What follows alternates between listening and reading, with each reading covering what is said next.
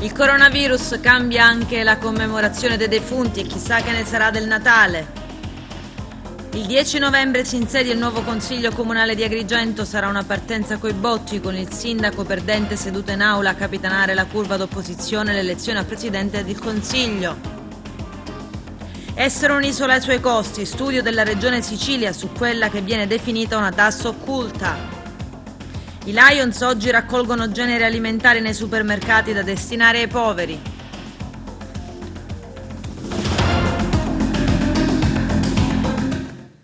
Bentrovati gentili telespettatori al nostro appuntamento con l'informazione. Tradizione vuole che a partire da oggi, 31, festa di Ognissanti, e fino a giorno 2 novembre, il giorno dei morti, siano le giornate clou per recarsi a far visita ai defunti, ma quest'anno sarà un po' diverso. Il coronavirus stravolge anche questa ricorrenza. Infatti, per evitare assembramenti, nei cimiteri non saranno celebrate messe. La diocesi di Agrigento pregherà in streaming.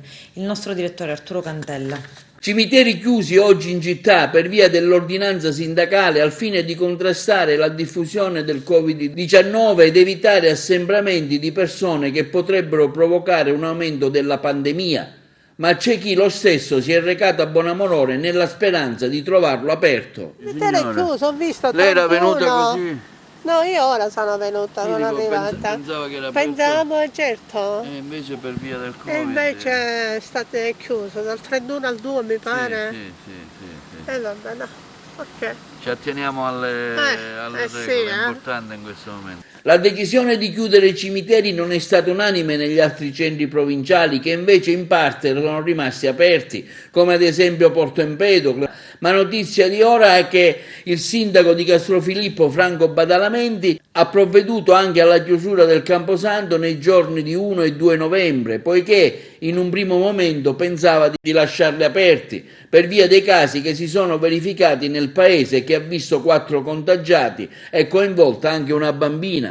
Intanto l'ufficio comunicazioni della diocesi di Agrigento comunica che il giorno 2 novembre, commemorazione dei defunti, a motivo della pandemia in corso, per evitare assembramenti nei cimiteri e tutelare il bene della salute pubblica, non saranno celebrate le sante messe nei cimiteri di Agrigento. Non mancherà però la preghiera dell'arcivescovo di Agrigento, cardinale Francesco Montenegro, e dell'arcivescovo coadiutore Monsignor Alessandro Damiano, che il 2 novembre, in 2 momenti distinti e separati, pregheranno invitando la comunità ecclesiale a unirsi spiritualmente per i defunti e in particolare per quelli morti a causa del Covid.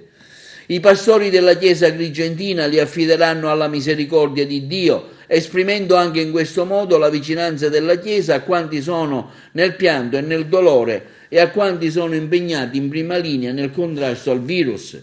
Il 2 novembre alle ore 10 di lunedì l'arcivescovo coadiutore Monsignor Alessandro Damiano si recherà in forma privata, senza la partecipazione di popolo, in ossequio all'ordinanza sindacale, all'ingresso del cimitero di Bonamorone di Agrigento per un momento di preghiera, mentre alle ore 18:30 nella cattedrale di Agrigento il cardinale Francesco Montenegro presiederà la celebrazione eucaristica. Entrambi i momenti, al fine di garantire la partecipazione spirituale, saranno trasmessi anche in diretta sulla pagina Facebook dell'Arcidiocesi di Agrigento. Anche il sindaco di Agrigento ha fatto sapere che sarà presente a questi momenti di preghiera sopracitati. E il Natale sarà salvo invece? Vediamo. Nessuno dirà no.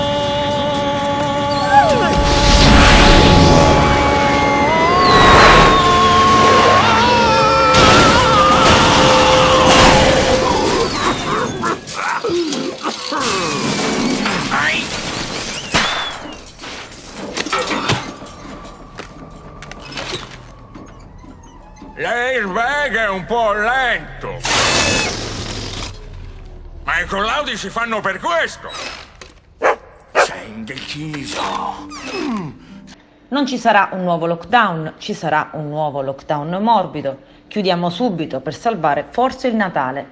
Questa è la linea del governo Conte, secondo la soppopera, il decreto. Ma non è l'unico indeciso. Adesso il presidente della regione Nello Musumeci ha di nuovo cambiato idea.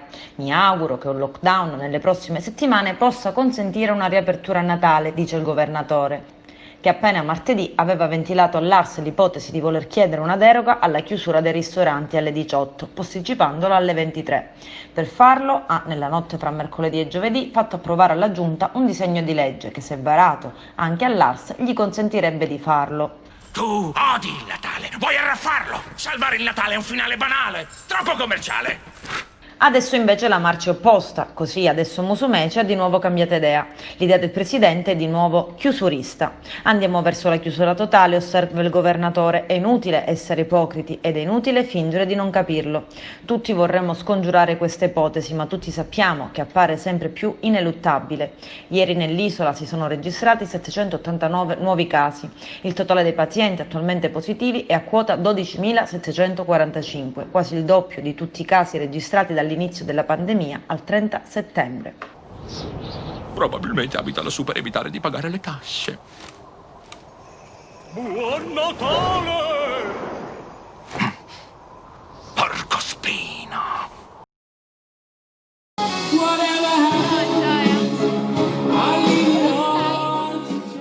Oggi tutto il tessuto sociale, economico dell'Italia, diciamo i piccoli imprenditori, le palestre, il mondo del fitness, il mondo delle scuole di ballo sono state massacrate ormai dagli ultimi DPCM. Era un momento in cui ci stavamo rialzando, molti di loro non riusciranno a ricevere nulla, il ristoro del nostro Conte probabilmente riuscirà a coprire soltanto delle spese, ma addirittura oggi a tanti imprenditori gli vengono chieste le imposte, quindi questo ristoro servirà solo a coprire le imposte che giustamente devono essere versate. Chiaramente è un dovere pagare le tasse, ma è un diritto anche lavorare ed è quello che adesso il popolo chiede, avere la libertà di lavoro, la libertà nostra dell'individuo, la nostra dignità, di riacquistarla, cosa che ce l'hanno tolto. Siamo stati bravi, abbiamo seguito le loro regole, abbiamo seguito tutto, qua nessuno è negazionista, qua noi non neghiamo tutto, ma siete voi che state sbagliando, è il nostro governo, quindi noi non ci crediamo più, abbiamo perso la fiducia ed è per questo che in ogni città d'Italia il popolo si sta ribellando e così anche a Messina.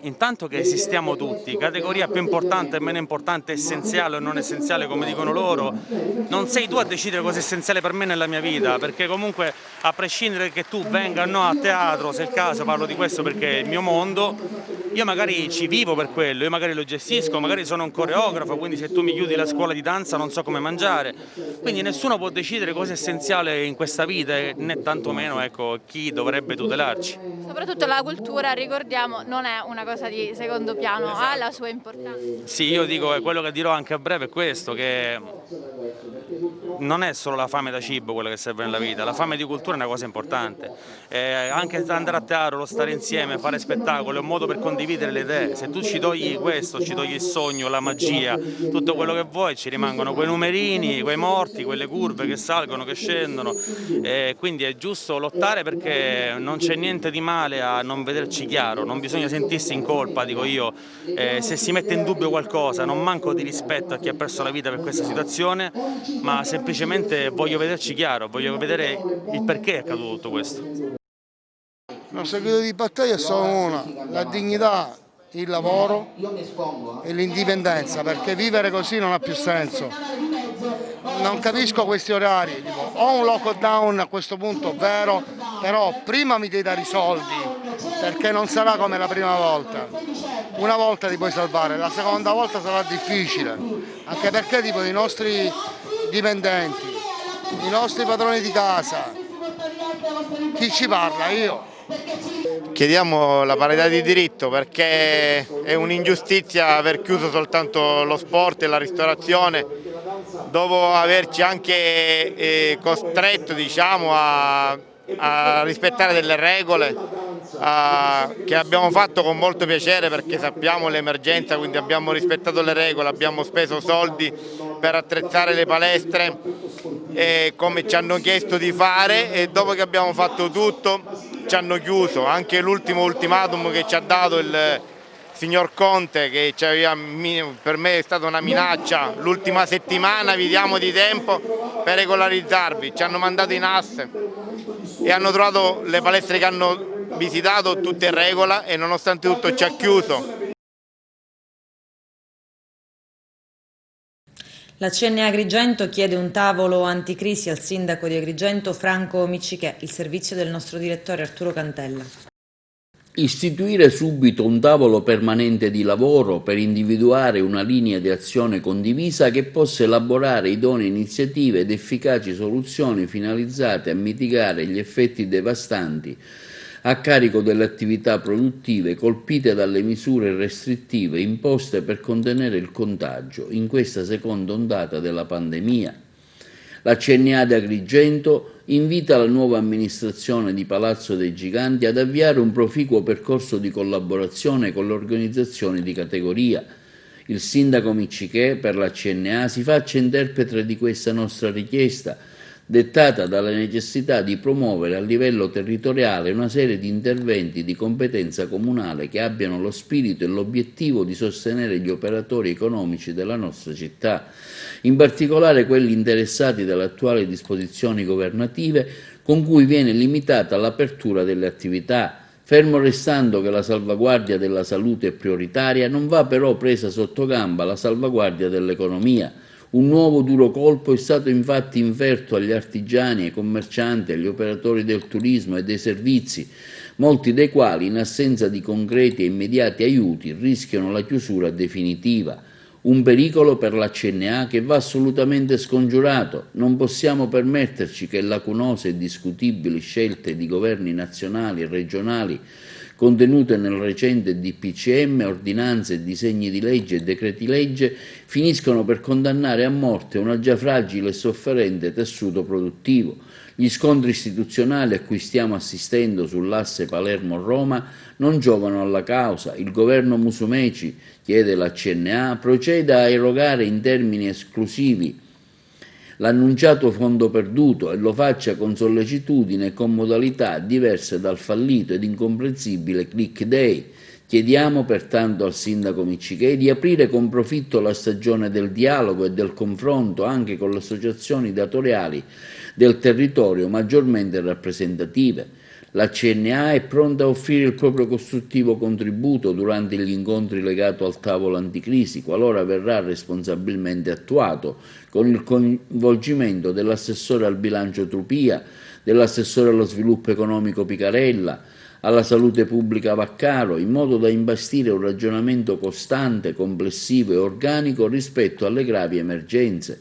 Occorre pertanto, afferma la CNA, agire in fretta e rispetto alle competenze e alle risorse disponibili dell'ente, azionare tutte quelle leve di natura amministrativa e finanziaria necessarie per andare incontro alle esigenze che in forza di un provvedimento di legge è costretto a non poter svolgere compiutamente il proprio lavoro, ma anche di quanti, seppur non direttamente colpiti dalla chiusura anticipata, fanno parte della filiera che per effetto domino risulta fortemente penalizzata. In attesa di conoscere la volontà dell'amministrazione, i vertici cittadini e provinciali della CNA chiedono pertanto un primo incontro istituzionale con la nuova giunta. E restiamo ad Agrigento, giorno 10 l'insediamento del nuovo Consiglio Comunale, tutto molto formale secondo protocollo tra insediamenti e giuramenti. Imprevisti potrebbero esserci nella votazione segreta per il nuovo presidente di Aula Sollano, carica che dovrebbe andare a Forza Italia, lista risultata più votata alle elezioni. Come non sono scontati gli ultimi provvedimenti del nuovo sindaco della città dei Templi, tra tutti il drive-in per i tamponi rapidi nella zona industriale. Arturo Cantella. Si svolgerà il prossimo 10 novembre alle ore 16:30 presso l'aula consiliare del Comune di Agrigento l'insediamento del Consiglio Comunale neoeletto per gli adempimenti dovuti. Sarà il primo consiglio della città che vedrà il debutto dei neoconsiglieri comunali eletti nella scorsa tornata elettorale. Questo l'ordine del giorno previsto. Insediamento del consiglio comunale neoeletto e giuramento dei consiglieri. Esame delle condizioni di eliggibilità e di candidabilità ai sensi dell'articolo 9 della legge regionale 3186 e dell'articolo 10 del decreto legge 235 2012 con la convalida degli eletti, eventuali surroghe, relativo giuramento e procedure di convalida, esame delle eventuali cause di incompatibilità alla carica di consigliere comunale ai sensi degli articoli 10 e 11 della legge regionale 3186, quindi l'elezione del Presidente del Consiglio Comunale, l'elezione dei vicepresidenti del Consiglio Comunale, nomina commissione elettorale comunale, quindi il giuramento del sindaco neoeletto e le comunicazioni relative di Franco Miccichè. Intanto la giunta comunale presieduta dal sindaco ieri sera ha approvato in extremis l'iscrizione in bilancio di un finanziamento finalizzato all'integrazione e all'autonomia di 30 soggetti immigrati. Verranno realizzati dei corsi ed erogati servizi per favorire l'inserimento di queste persone. Il tutto durerà 12 mesi e si dovrà completare entro il 30 ottobre del 2021. Nella mattinata di ieri intanto si è provveduto anche a sanificare i locali della scuola elementare Lauricella, del Viale della Vittoria, quelli della scuola media Pirandello, mentre nella giornata di lunedì si continuerà l'opera di sanificazione dell'Istituto Garibaldi e del comprensivo di Fontanelle. E sempre nella giornata di ieri si è discusso sulle problematiche conseguenti alla chiusura dello stabilimento dell'Italcementi e le prospettive future per il territorio, con al centro un incontro tra il sindaco Franco Miccichè, il direttore di Confindustria dottor Giacomo Minio, il direttore delle risorse umane dottor Agate e dei dirigenti del gruppo industriale appositamente venuti da Bergamo. Quest'ultimi hanno sostanzialmente illustrato le possibilità di riconversione delle aree industriali di Italcementi ricadenti nel territorio di Agrigento per imprenditori potenzialmente interessati alla realizzazione di investimenti produttivi che valorizzino le eventuali maestranze di Italcementi eccedenti. Non sono stati stabiliti, ma si prevedono ulteriori incontri di lavoro. Nel frattempo sono iniziati già i lavori di bonifica di un'area della zona industriale di Agrigento dove si realizzerà il drive-in per la somministrazione dei tamponi rapidi alla popolazione. È stata una delle richieste che il sindaco Miccichè ha fatto all'assessore regionale alla sanità Ruggero Razza. In settimana verranno anche allestite altre postazioni per sottoporre a quasi tutti il tampone rapido, un'iniziativa fortemente voluta dal sindaco Miccichè. I 18 pescatori di Mazara del Vallo prigionieri da 2 mesi in Libia. I dettagli nel servizio. Domani saranno 60 i giorni trascorsi dal sequestro dei 2 pescherecci mazzaresi, Antartide e Medinea, con a bordo 18 marittimi per i quali non esiste ancora adesso soluzione alcuna per il rilascio dalle mani libiche, sequestrati la notte dell'1 settembre al largo di Bengasi e in una zona che la Libia considera propria, sulla quale c'è da sempre un contenzioso con l'Europa. La vicenda dei 18 pescatori sta diventando sempre più questione fra stati, ma che vede al suo interno le vite sospese dei pescatori e delle loro famiglie. Ad oggi purtroppo le proteste dei familiari e della marineria sia a Roma sia a Mazara del Vallo per chiedere la liberazione dei marittimi non sono servite a nulla, se non, quello sì, a tenere alta l'attenzione mediatica sulla vicenda. I pescatori sono accusati di aver violato le acque libiche, ma presto la loro condizione è diventata quella di ostaggi e pedine di uno scambio dell'esercito del generale Khalifa Haftar che controlla la zona di Bengasi. Dalla Libia è arrivata la proposta di uno scambio: dateci i nostri calciatori e noi vi diamo i pescatori. Nel corso delle mediazioni le autorità di Haftar hanno chiesto infatti il rilascio di 4 libici conosciuti in Libia come calciatori ma condannati dal tribunale di Catania a 30 anni di carcere, tuttora detenuti in Italia. Tutti loro sono stati condannati dalla Corte d'Assise di Catania e poi dalla Corte d'Appello Atnea con l'accusa di aver fatto parte del gruppo di scafisti responsabili della cosiddetta strage di Ferragosto, in cui morirono 49 migranti tra calci, bastonate e cinghiate.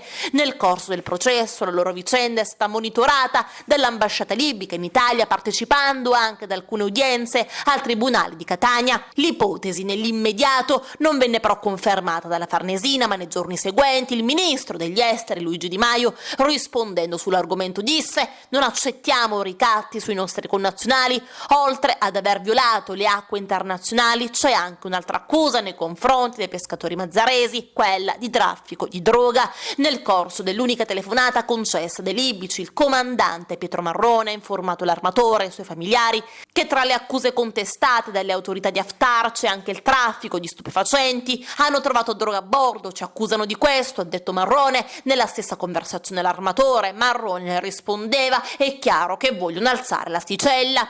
E ancora, da un lato l'appello al governo a far presto, dall'altro la vicinanza solidale alle famiglie. Così il vescovo di Mazara del Vallo, Monsignor Domenico Mogavero: non si può perdere di vista, disse Mogavero, che 18 vite umane non hanno prezzo. Qualunque soluzione, anche basata su un onorevole compromesso, deve essere ricercata, bruciando i tempi divenuti ormai troppo lunghi e gravosi per tutti, per i prigionieri e per chi ne attende la desiderata liberazione. Nella parrocchia di San Lorenzo di Mazara piena di familiari e fedeli, infatti, Mogavero ha ribadito che il solo sforzo del governo non basta. Ai familiari le sole parole di conforto non bastano più, e la stessa vicinanza dimostrata loro in più modi e in più circostanze hanno un significativo valore simbolico, ma non alleggeriscono di certo la pesantezza della loro pena e non risanano le ferite del loro cuore. 100.000 euro intanto è quanto prevede un emendamento del governo Musumeci depositato in commissione bilancio all'Ars a firma degli assessori dell'economia Gaetano Armao e della pesca mediterranea e di bandiera, e che sarà inserito nella prima legge dell'esame del Parlamento siciliano. Di Maio non ha perso occasione, anche tramite l'intervista delle Iene, di non ammettere che ci sia qualcosa da rivedere, quanto invece afferma la Confsal Pesca e il sindacato dei lavoratori del settore ittico con Bruno Mariani. Fin dal primo giorno seguiamo con attenzione l'evolversi degli interventi, con non poca preoccupazione, e manteniamo vivo l'interesse prioritario di proteggere e riportare a casa i nostri pescatori.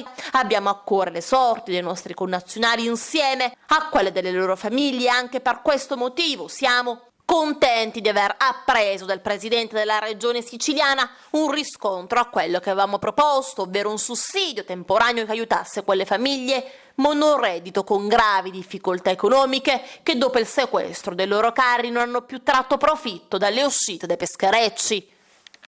Essere un'isola costa alla Sicilia 6 miliardi di euro l'anno, che equivale ad una tassa occulta a persona annuale di 1.300 euro a persona. C'è il servizio.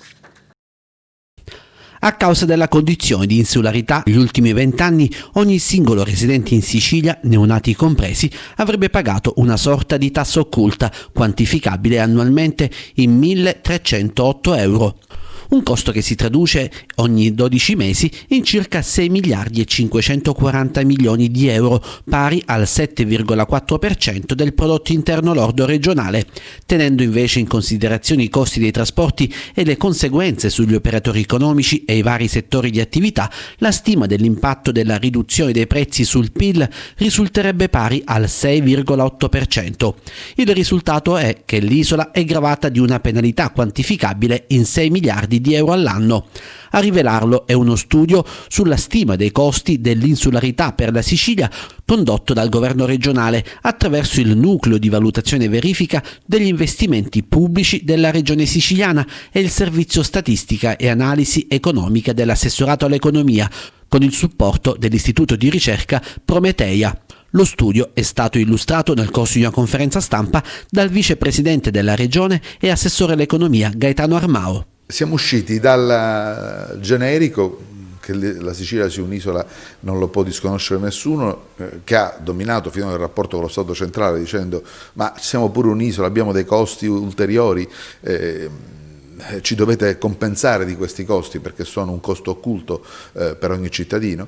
Siamo passati da questa fase a quella invece della quantificazione, come anche la Corte Costituzionale richiede quando dice che nelle relazioni finanziarie tra Stato e Regioni si deve tenere conto del costo della insularità. Bene, adesso ci siederemo a Roma con i numeri ponderati, analizzati da uno studio corposo che dimostra che circa 6 miliardi e mezzo di euro l'anno vengono versati dai ai cittadini siciliani per compensare la loro condizione di insularità, vuoi per i trasporti, vuoi per la sanità, per gli studi, soprattutto per le imprese in termini di minore competitività o di costi maggiori di allocazione dei prodotti sui mercati. Quindi un peso assai significativo che va certamente calcolato e che lo Stato non può ignorare nel riconoscere la condizione di insularità della Sicilia. Vi do un dato: questo 6,5 miliardi di euro corrisponde a una cifra superiore all'abbattimento del prodotto interno lordo della Sicilia a causa del Covid.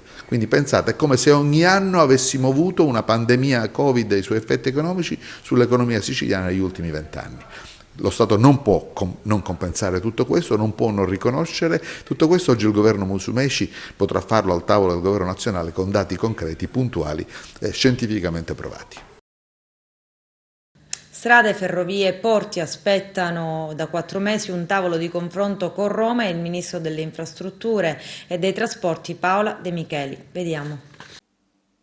Malgrado le sue assicurazioni, a distanza di oltre 4 mesi quel tavolo di confronto non è stato ancora convocato. A scriverlo il presidente della regione siciliana Nello Musumeci in una lettera inviata al ministro delle infrastrutture e dei trasporti Paola De Micheli in merito all'individuazione delle infrastrutture di mobilità strategiche necessarie alla Sicilia per acquisire un ruolo da protagonista nell'area del Mediterraneo. L'impegno a istituire un momento di confronto tra governo centrale e regione era stato assunto dal titolare del Dicastero di Piazzale di Portapia su proposta di Musumeci in occasione dell'incontro tra i due svoltosi a Roma il 16 giugno scorso, incontro al quale era presente anche il ministro per il Sud Giuseppe Provenzano. Comprendo le sue difficoltà a far fronte a una grande mole di impegni, conclude il presidente nella sua lettera, ma la invito a trovare modi e tempi per avviare il concordato confronto con il governo della regione siciliana. In quell'occasione il presidente Musumeci, accompagnato dall'assessore Marco Falcone, aveva sollecitato al ministro l'esigenza di far conoscere la reale volontà del governo Conte sull'ammodernamento della rete ferroviaria, sul completamento dell'autostrada da Mazzara del Vallo a Gela, sulla creazione di un porto hub per intercettare il traffico navale mercantile del Mediterraneo, sulle lentezze dei cantieri ANAS e sull'inserimento in agenda del collegamento stabile sullo stretto. Musumeci ha anche concordato con il ministro un piano straordinario per le strade provinciali, coperto da un intervento finanziario di oltre 600 milioni di euro con risorse regionali e statali. Da allora però il tavolo romano non è più stato convocato, determinando così il sollecito del governatore siciliano. Proprio ieri la regione siciliana ha presentato uno studio sui costi dell'insularità e uno dei 2 aspetti presi in esame riguarda proprio i trasporti, il costo della distanza media di 183 km in più rispetto ad un residente a Reggio Calabria, ha prodotto una perdita di 1.208 euro ciascuno, pari a 6 miliardi e 40 milioni, ovvero il 6,8% del PIL regionale. Adesso c'è la pubblicità, a tra poco vi aspetto. I Lions promuovono una raccolta alimentare per le famiglie bisognose. L'iniziativa prende piede anche ad Agrigento. Arturo Cantella. I Lions Club International, appartenenti al distretto 108 YB Sicilia, governatore avvocato Mariella Sciammetta, organizzano oggi la giornata della condivisione del cibo, un atto d'amore, una raccolta di alimenti per le famiglie bisognose della città, cui i Lions Club siciliani hanno aderito. L'iniziativa denominata Aggiungi un posto a tavola, il titolo del service che hanno svolto oggi 31 ottobre il Lions e il Leo Club di Agrigento Host. I 2 club promuovono insieme una raccolta alimentare per le famiglie bisognose, chiedendo a tutta la comunità di recarsi a fare la spesa e di donare qualcosa per chi è in difficoltà. Tra le tante problematiche causate dalla pandemia c'è l'aumento esponenziale della povertà, numerose le famiglie che si trovano già in soluzioni limite e altre si troveranno presto in condizioni critiche a causa di questo difficile momento aggravato dalla precarietà economica. Barbara Capucci, Presidente, come sta andando? Sta andando benissimo, voglio far vedere il nostro volantino. Abbiamo realizzato questa raccolta per generi alimentari di nuovo insieme il Lions e il Leo Club Agrigento Host. Il territorio sta rispondendo benissimo, le persone insomma sono generose, quindi stanno donando i generi alimentari che poi verranno distribuiti alle persone bisognose del territorio, della città. Quindi il primo turno adesso sta per finire, quindi entro le 13, e poi ci sarà un secondo turno nel pomeriggio dalle 17 alle 19. Laura Sanfilippo, già dirigente scolastico a Palma di Montechiaro, è stata chiamata a dirigere un istituto italiano di Barcellona, in Spagna. Vediamo. Lascia la sua Palma di Montechiaro la dirigente scolastica dell'Istituto Comprensivo Tomasi di Lampedusa, Laura Sanfilippo. A comunicarlo è lei stessa con un messaggio diretto pubblicato nella sua pagina social di Facebook. La dirigente scolastica è stata infatti chiamata a dirigere l'Istituto Italiano di Barcellona, in Spagna, un gran bel riconoscimento professionale, essendo la stessa risultata vincitrice del concorso indetto per tale indirizzo estero. Laura Sanfilippo nel suo messaggio afferma come continuerò a promuovere la lingua e la cultura italiana nel mondo. Ringrazio di cuore, scrive Laura Sanfilippo, ciascuno di voi per avere contribuito alla crescita della scuola Giuseppe Tomasi di Lampedusa, divenuto negli anni centro di promozione culturale nel territorio per gli innumerevoli progetti di qualità portati avanti negli anni 2007 a oggi dalla squadra d'Enrico Tommasi. Non si tratta della prima esperienza professionale all'estero per la dirigente Sanfilippo. Anche lo scorso anno è stata invitata in Australia a rappresentare l'Italia nel corso di un incontro internazionale in cui si parlava del gattopardo. Successivamente è stata la volta anche della Lettonia. A Gulben si è gemellata con la città lettone che ha dato i suoi natali ad Alessandra Wolf, moglie dello scrittore Giuseppe Tomasi di Lampedusa. Tra le iniziative da ricordare realizzate dalla dirigente scolastica Laura Sanfilippo anche il concorso letterario premio Giuseppe Tomasi di Lampedusa, aperto anche ai conservatori musicali, alle università, al fine di valorizzare il patrimonio culturale siciliano per legare il nome di Palma di Montechiaro alla cultura e al capolavoro del Gattopardo, e le tante manifestazioni organizzate in collaborazione con il principe erede Gioacchino Lanza Tomasi, grazie anche ai buoni rapporti culturali con lui intrecciati. Laura Sanfilippo si è molto spesa per la diffusione del pensiero del principe. Sentiamola in un'intervista recente rilasciata alla nostra emittente in occasione della presentazione del progetto Palma Capitale della Cultura. Devo dire che le parole del sindaco oggi mi hanno toccato, perché ho trovato parole delle riflessioni, dei pensieri sentiti. Il rilancio del nostro territorio per me è importantissimo. Ho lottato, ho lavorato alacremente assieme a fianco di Gioacchino Lanza Tomasi e della scuola che dirigo intitolata Giuseppe Tomasi di Lampedusa, affinché la scuola possa diventare un centro di promozione culturale. È stato promosso per esempio un gemellaggio con la Lettonia nel nome di Tomasi, di Alexandra Wolf, e dal 2012 che lavoro proprio affinché ci sia, diciamo, un riscatto culturale di Palma di Montechiaro. Quindi in realtà questa nuova opportunità che Palma può vivere come Palma capitale della cultura italiana per me è davvero qualcosa di grandioso a cui credo e spero di potercela fare assieme a tutti i cittadini palmesi. Viva Palma di Montechiaro! Corso sperimentale in Sicilia per non vedenti che diventeranno tecnico dell'accoglienza turistica. Il nostro direttore Arturo Cantella. Un corso riservato a non vedenti e ipovedenti per diventare tecnico dell'accoglienza turistica è stato attivato dall'assessorato regionale della famiglia, delle politiche sociali e del lavoro grazie a dei finanziamenti europei. Quando ci sono questi tipi di corsi uno deve cercare sempre di cogliere queste occasioni, impari anche divertendoti, diciamo così, ecco.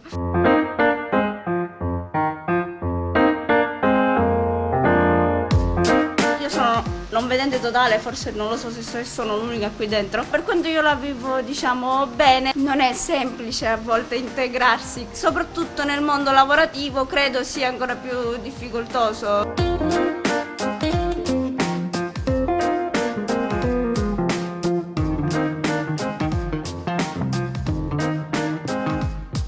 Credo che sia non solo importante ma fondamentale dare veramente un supporto, un aiuto a questi nostri amici che hanno il bisogno di inserirsi nella società come noi, per cui comunque a prescindere dalle difficoltà sono presenti.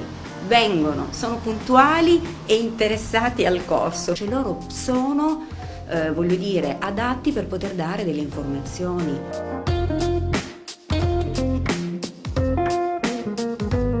Questi giovani avranno realmente la possibilità di essere avviati al lavoro.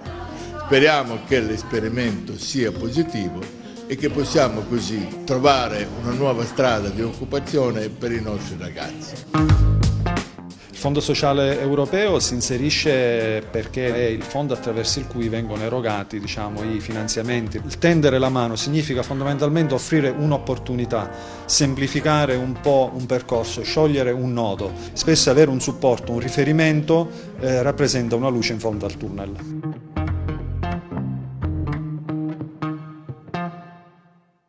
Con questo è tutto, termina qui l'edizione del telegiornale. Grazie per la gentile attenzione e per essere stati con noi. Buon weekend, a presto.